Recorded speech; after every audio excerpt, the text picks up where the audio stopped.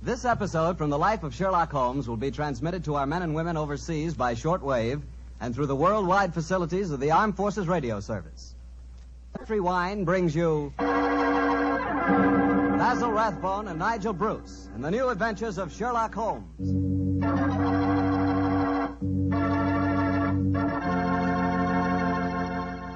The Petri family, the family that took time to bring you good wine, invite you to listen to Dr. Watson tell us another exciting adventure he shared with his old friend, that master detective, Sherlock Holmes.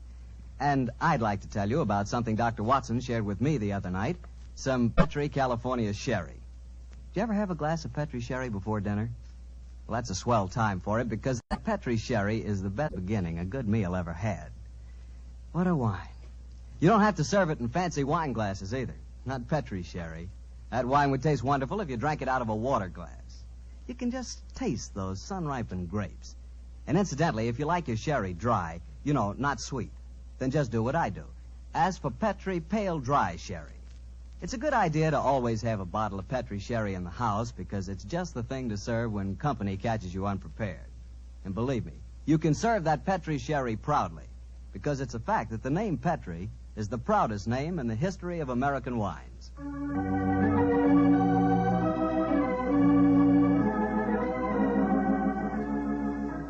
And now let's visit with our good friend, Dr. Watson. I know he's expecting us. Come in.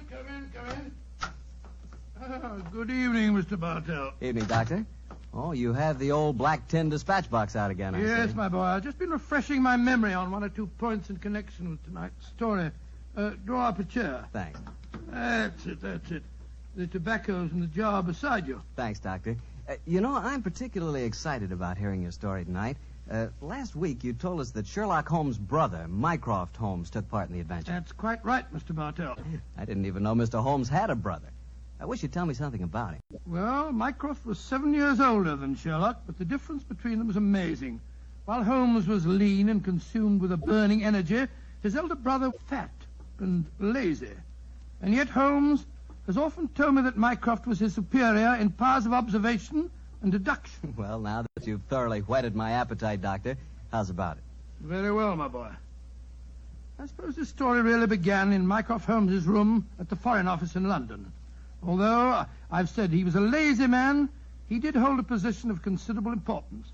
In fact, you may remember that on more than one occasion, Holmes has said Mycroft is the British government. But to get back to my story. It's on a June morning in 1912, just before the First World War, that a young man in the Foreign Office named Guy Travers stood talking to Mycroft Holmes, who sat sprawled in an armchair before him, his feet resting on another chair, his cupped hands cradling his ample stomach. Mr. Holmes? I say, Mr. Holmes, you haven't gone to sleep, have you, sir? No, Travers, I'm not asleep. I'm just waiting for you to get to the point. Well, sir, the point is that I'm on the track of the most elusive female spy. Dear me, how exhausting. She's dangerous, sir, very dangerous. She's not only a collector of information, but a sort of central clearinghouse of military secrets as well. You seem to be a little young, Travers, to be on such a case. I asked for the assignment, sir. Why? Female spies aren't as glamorous as they sound, you know. No one knows that better than I do, sir. You see, my brother got mixed up with this girl 2 years ago. He was cashiered from his regiment and committed suicide. I'm sorry, Travers. Tell me what you found out about her. You say you've been on her track? I've traced her to a number of seaside towns, but she keeps slipping through my fingers. Have you a list of the towns? Yes, sir. You are? No. You read them to me. Well, I first got on her track at Torquay. From there, I tracked to Weymouth, Bournemouth, Portsmouth, Bognor, Worthing, Hove, Brighton, and... I trust you drew the obvious conclusion. I think I did, sir.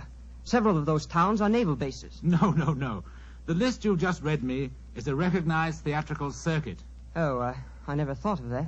The simplest way to track down your spy is to find whether she was appearing in either a play or variety act in all of the towns on the dates covered by your inquiries. Yes, Mr. Holmes, I'll do that at once, and I'll report back to you.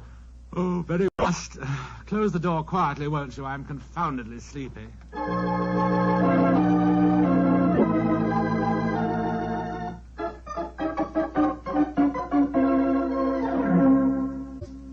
Mr. Holmes? Mr. Holmes, you haven't gone to sleep again, have you, sir? Oh, it's you, Travers. Well, what did you find out? A great deal, sir. The only theatrical show that was appearing at all of those towns was a magician's act called the Great Gandalfo. I trust you went and saw the performance. Yes, sir. Last night at Hastings. And? The magician's assistant was a girl who looked exactly like the one I saw my brother with 2 years ago. Did you go backstage and talk to her? Yes, sir. But it's a funny thing. For though she looked exactly like the other girl, I swear she isn't the same one. This girl seemed utterly charming and sincere when she told me she'd never heard of my brother. That's the danger of putting you young fellas on a case of this kind. A beautiful woman and a good actress can fool you 9 times out of 10. What's your next move, Travers? Well, sir, I was hoping perhaps you might come down with me and see the act. It's playing at Eastbourne tomorrow. It's not very far, sir.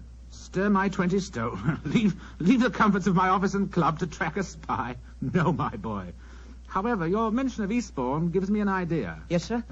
My young brother Sherlock is living on a bee farm a few miles outside Eastbourne. He might help you. He's a great detective, isn't he, sir?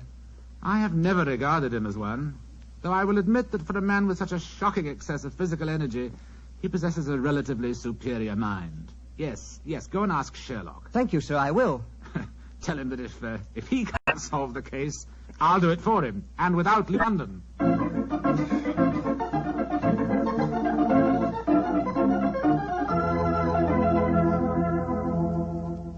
And so, Mr. Holmes, I did as your brother suggested and came down here to Eastbourne to tell you about the case. I quite understand, Mr. Travers. Very interesting story, too, my boy. I'm certainly glad that I happen to be staying down here with you, Holmes. You'll handle the case, of course. I'm undecided, old fellow. The problem presents some interesting possibilities, and yet my life here among the bees has taken on a pleasant and soothing pattern. Oh, I hate to disturb it. Oh, come, Holmes. It'll be good for you to get away from your wretched bees for a few days. I forgot to tell you, Mr. Holmes. As I left your brother, he told me that if you couldn't solve the case, he'd do it for you, without leaving London. Dear old Mycroft. He meant that as a challenge. Hand me the paper, will you, Watson? Yeah. Thanks, old chap. Oh, what are you looking for? The amusement guide. Here it is. Devonshire Theatre, Eastbourne. Twice, nightly varieties, 6:30 and 9. The Great Gandolfo, King of Magic. You mean you'll come to the theatre with me tonight, Mr. Holmes? Certainly. I can't allow Mycroft's challenge to go unanswered, and I'm sure that Dr. Watson will accompany us when I tell him Miss Sissy Gitana is also appearing on the bill singing. An old favorite of his. There was I waiting at the church, waiting at the church, waiting at the church. I found he'd left me in the lurch. Lord, how it did upset me. All at once he sent me round a note. Here's the very note. This is what he wrote. Can't get away to marry you today. My wife won't let me.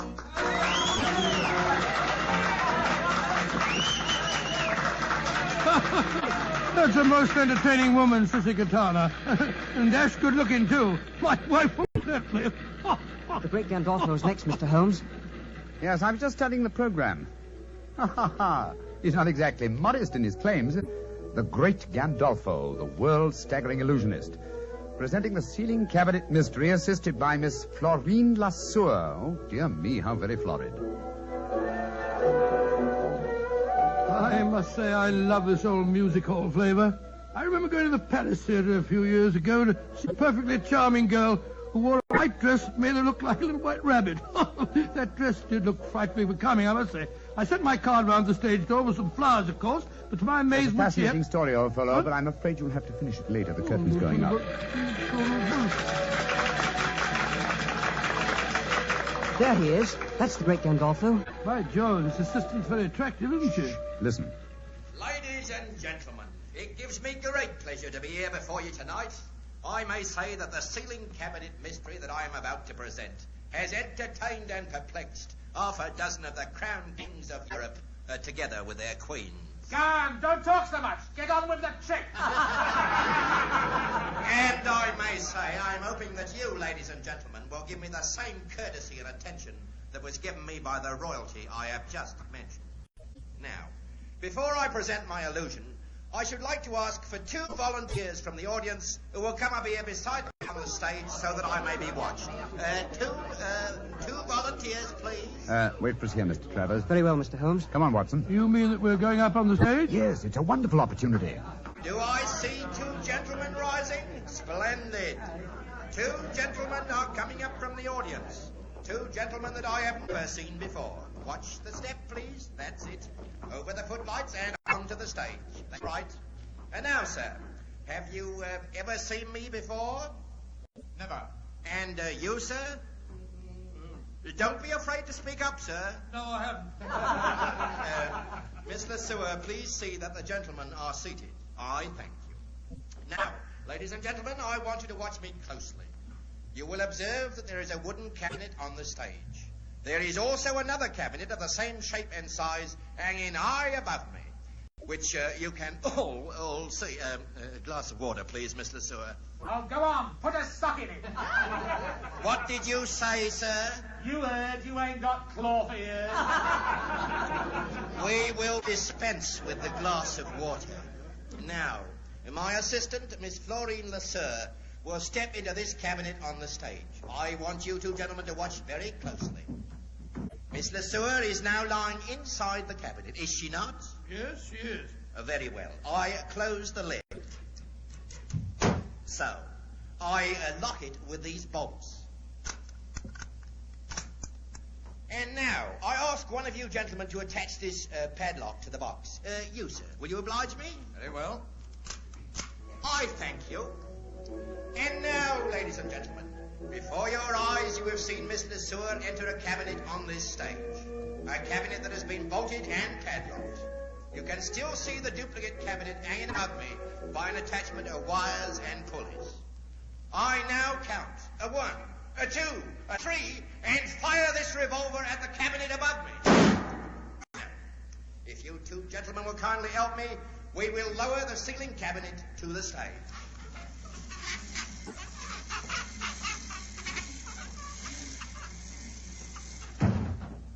You will notice that this cabinet is also bolted and padlocked.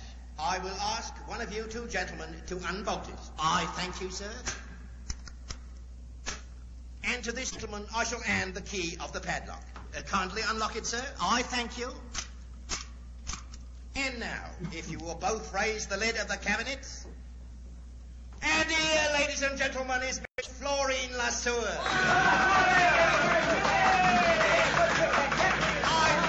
Ladies and gentlemen, I thank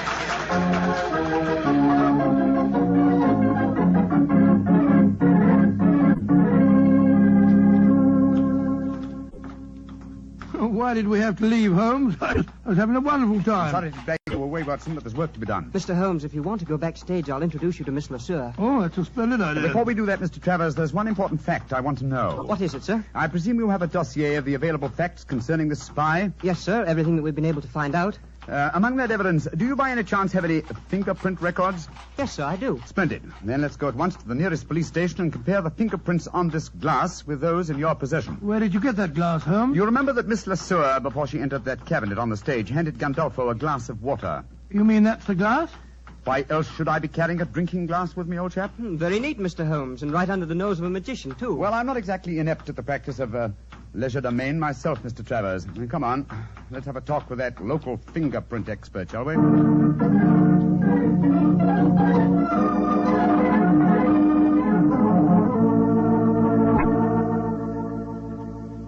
Mr. Holmes, the fingerprints on this glass you brought me are not the same as the ones shown in this record. Yep. Oh, absolutely, sir. Just as I thought. I'm much obliged to you. Always glad to help a gentleman like you, Mr. Holmes. Thank you and good night. Come on, Travers. Watson? I wish you'd explain what you're up to, Holmes. So do I, sir. I'm completely in the dark. Surely it's obvious. The only way Gandolfo's trick could be done is by using twin girls, dressed identically, of course. One in the cabinet on the stage and the other in the cabinet hanging from the ceiling. I don't know whether you noticed it, Watson, but there were small holes drilled around the base of the box, undoubtedly to enable its occupant to breathe. By George, of course. That would explain why the girl I spoke to didn't seem to know me, or my brother when I spoke of him. Mm-hmm. Exactly.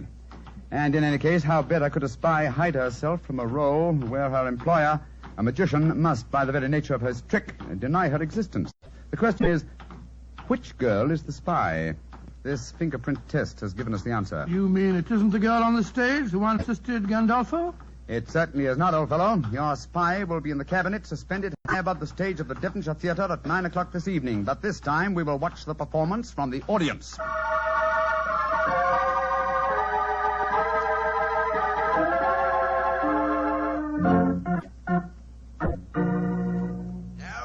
watch me closely, ladies and gentlemen. There is no deception. 1, 2, 3. And now, if you two gentlemen will kindly help me, we will untie the ropes and lower the ceiling cabinet to the stage. Holmes, we mustn't let her get away. Don't worry, old chap. But keep your eyes skinned. He may have a surprise for us. And I will now ask one of you two gentlemen to unbolt the cabinet. I thank you, sir. And now, if this gentleman will take the key and unlock the padlock, I thank you, sir. And now, if you will both raise the lid of the cabinet, I thank you. And here, ladies and gentlemen, is Miss Florine Lesueur. Miss Lesueur, step out, please. Miss Lesueur, bring down the curtain. There's been an accident. Come on, Watson. Let's get up on the stage. Right, you are, Holmes.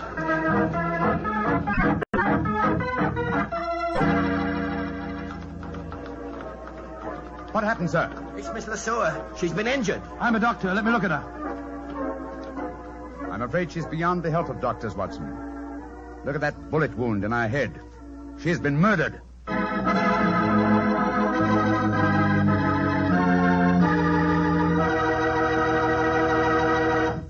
We'll hear the rest of Dr. Watson's story in just a few seconds, so I'm just going to make a very quick suggestion.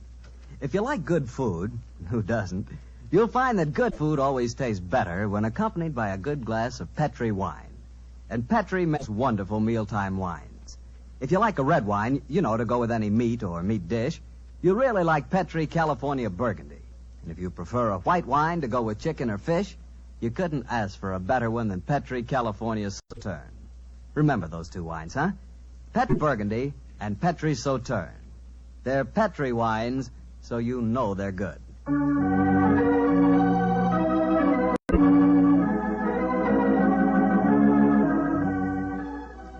And now back to Dr. Watson and tonight's new Sherlock Holmes adventure, The Great Gandolfo. What happened next, Doctor? You just got to the part where you and Sherlock Holmes on the stage of a vaudeville theater were examining the dead body of one of the great Gandolfo's assistants. That's right, my boy. As you can imagine, the excitement was intense. The local police were soon at the theater, and the officer in charge, a certain Sergeant Buff, seemed to take a very great personal dislike to Sherlock Holmes.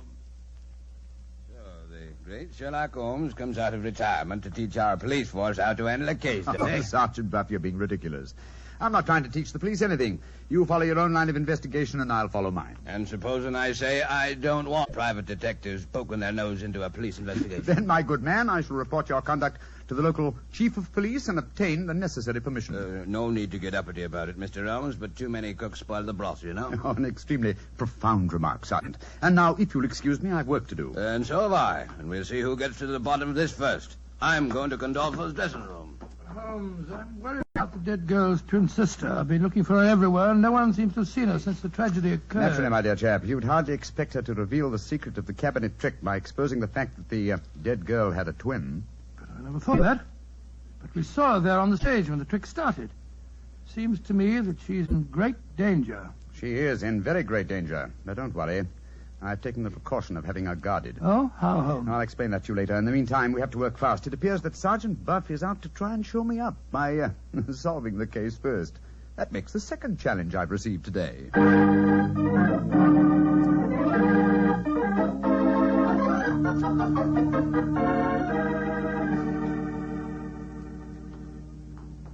Mr. Holmes, and how are you getting along? Splendidly, thanks. And you?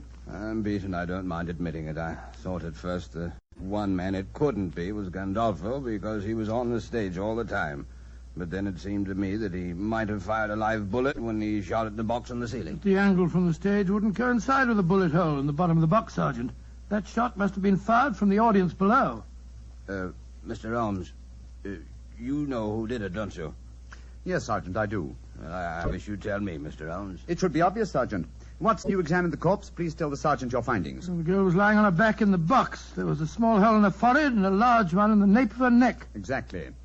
And since the point of entrance of a bullet is smaller than the point of exit, it proves that she must have been shot lying in the box from above. Once the box was in position over the audience, She could have been shot only from below. Therefore, the girl had already been killed when the box was hoisted to the ceiling. By Jove, yes. And only one person could have done that. Only two. How do you figure that out, Mr. Holmes? The dead girl's sister had the same opportunity as the great Gandolfo himself. Of course she had. Now I see why you were having her watched, Mr. Holmes.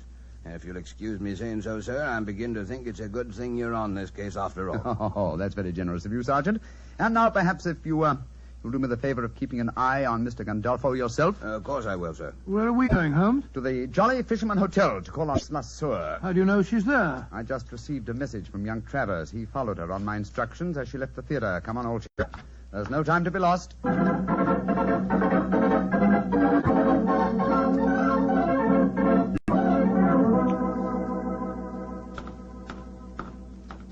Ah, there you are, Travers. Miss La Sueur is still here, I trust. Yes, Mr. Holmes. She's up in her room. I wonder if you'd mind asking her to come down and see me. I'm sure that we can talk privately in the lounge over there. Right you are, Mr. Holmes. I'll go and get her.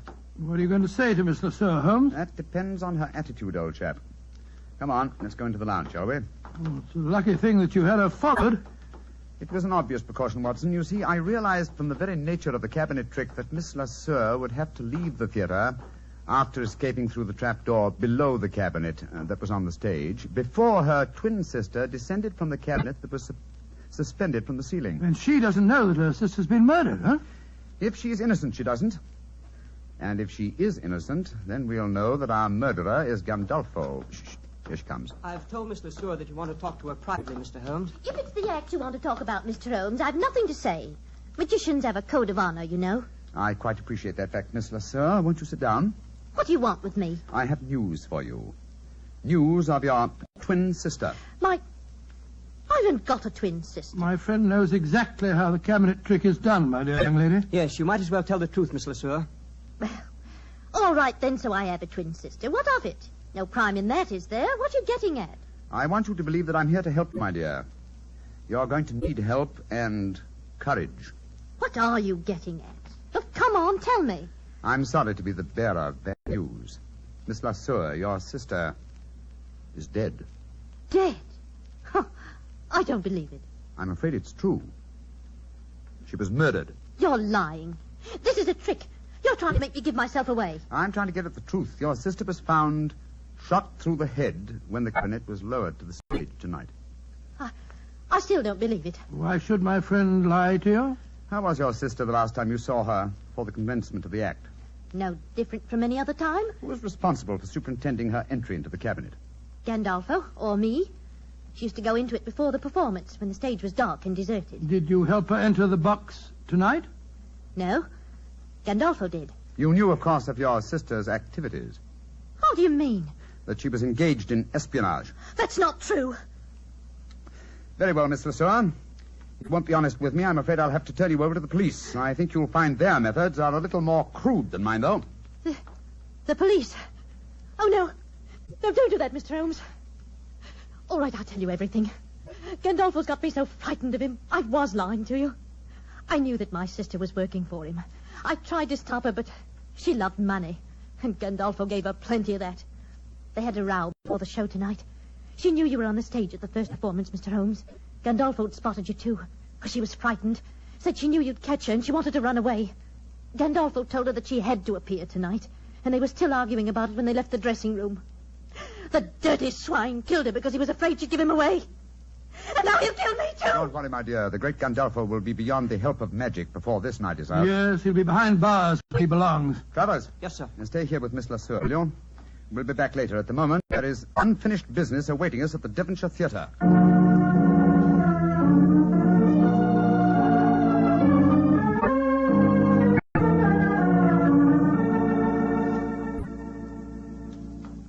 Well, Mr. Holmes, I can't tell you how grateful I am. Gandolfo's safely in prison, thanks to you, and now you tells me you don't want no credit in the case. Oh, my dear Sergeant. I'm really a bee farmer, you know. In any case, I want to restore your faith in private detectives. The next time you meet one, I'm sure you won't be so unfriendly, shall I say? I'm humble, sir. I'm very humble, and I thank you very kindly for all you've done. Oh, and by the way, Mr. Holmes, this telegram arrived for you at the theater while you were away, and here you are, sir. Oh, thank you, Sergeant Bluff. No, sir, me that should be thanking you, sir. Who on earth knew that you were at the theatre tonight? And we'll soon find out. Huh? What does it say, Holmes? It's from my brother Mycroft. Mycroft? What's he got to say? Oh, really, it's quite humiliating. After all, he said he wouldn't have to, and he never did leave his armchair in London. Listen to this. Have just checked on Gandolfo's repertoire of magic tricks. You will find spy in bar suspended from ceiling of theatre. Elementary, eh, my dear Sherlock? Why, Joe Holmes, he really is amazing, isn't he? He is also a prophet, old chap. Prophet? How do you mean? Well, he indicates the handwriting on the wall. I'm past my prime. I'm too old for alert detection. It's back to me bee farm, old fellow. It's back to me bees.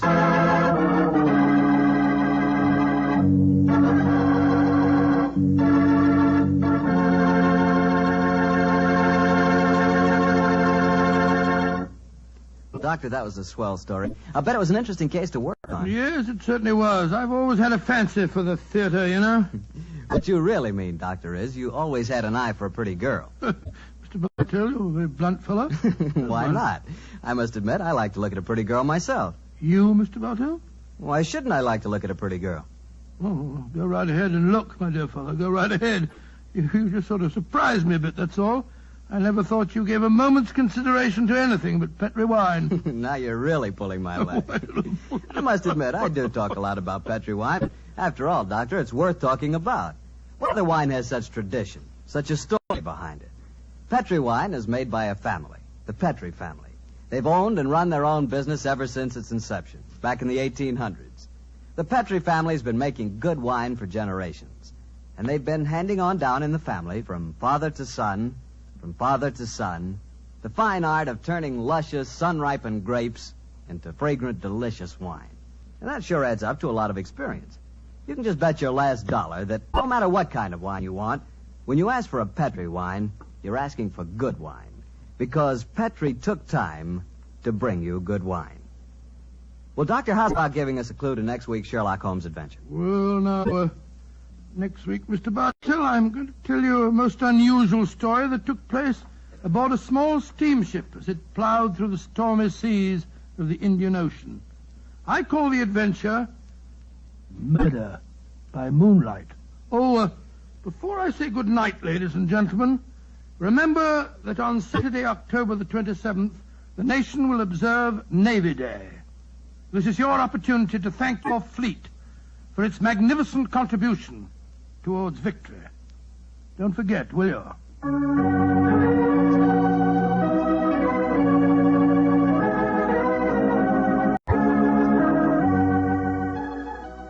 Tonight's Sherlock Holmes adventure is written by Dennis Green and Anthony Boucher and was suggested by an incident in the Sir Arthur Conan Doyle story, The Second Stain. Mr. Rathbone appears through the courtesy of Metro-Goldwyn-Mayer and Mr. Bruce through the courtesy of Universal Pictures, where they are now starring in the Sherlock Holmes series.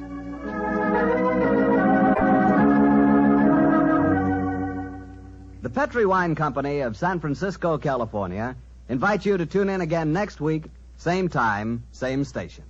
This is Harry Bartell saying goodnight for the Petri family. Sherlock Holmes comes to you from our Hollywood studios. This is the Mutual Broadcasting System.